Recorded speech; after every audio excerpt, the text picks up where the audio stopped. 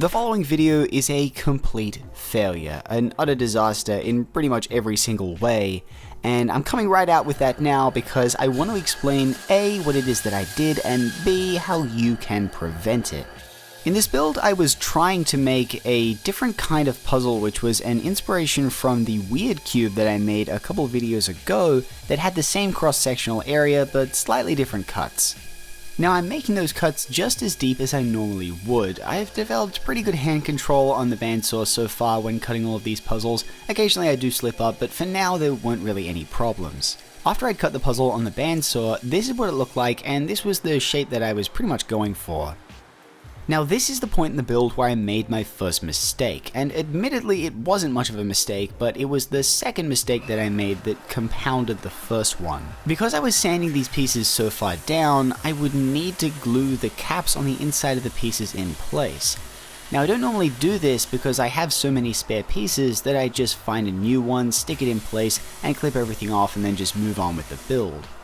However, because I ended up sanding down way too far, I ended up having very little of a piece to work with and very little of a mounting surface to actually glue anything to. After sanding the faces down, I took the puzzle over to my desk and I was kind of oblivious to the problem at this point, so I began cleaning all of the pieces and getting everything ready to be filled. Cleaning up the pieces before filling them is pretty much a requirement, and this is what the difference between two pieces looks like. As you can see here, I'm just trying to remove all of the flashing from the inside of the piece, that way I can stuff it full of epoxy sculpt without any obstructions. After all the pieces were filled with epoxy sculpt, it was now even more unlikely that I would notice the two corner pieces that were completely missing caps. Now they're pretty easy to miss, but they're the tiny pieces that you can see here. I began sanding the puzzle down to its final shape, and because it was late at night, I was using the hand sanding method, which is a little slower, but hey, it gets the job done. And as I was sanding the puzzle down, I realized very quickly that I wasn't going to be able to sand down as deep as I wanted to because of the screws. And that meant that I was left with a pretty much irreparable piece that I couldn't fix in this build. Now I'll be honest, it isn't actually irreparable, and I could fix this piece and it probably wouldn't even take that long, maybe about an hour or so. But unfortunately I can't work any further into the small hours of the morning on this modification because then I won't be able to get tomorrow's video done.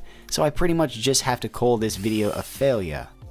That being said, failures aren't uncommon in these series things that I do, and it's gonna happen every now and then. So I figured that I would at least finish up all of the pieces and do my usual rounding over of all of the edges, just so I could have all of the puzzle looking nice apart from all the bits that I hadn't completed yet.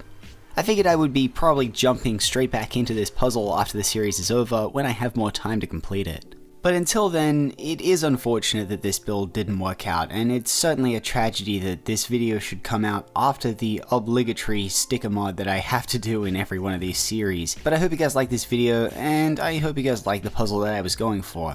And I also hope that you learned something. I mean, I certainly did.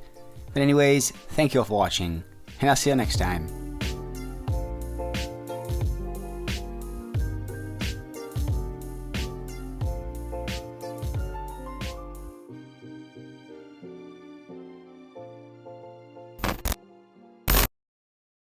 No, it needs to be wider. Actually, wait, no, the opposite of wider. Narrower.